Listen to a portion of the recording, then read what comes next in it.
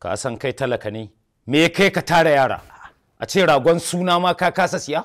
To, ranka ya daɗe, ni ɗan nan da ka gani ‘ya'yana 8. Duk lokacin da aka yi min haihuwa, alhaji ne ike ba da ragon da za a yi suna.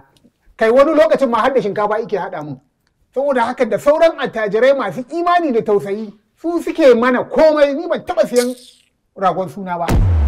A zo da su tun da haƙƙinsu ne, su sauran 'yan uwan a yi komai a gabansu, a yi bayani ga dillali ga su, ga sauran shaidu, a saya, a sayar, biya su, kowa na gani kowa na ji.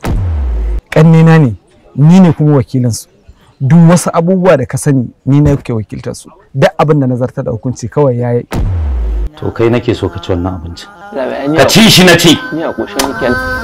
Very stupid.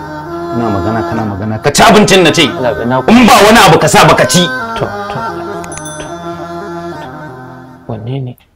Idan ba ka ci ba ka sai ta san kashe ka nan gurin wannan. Cinye na ce.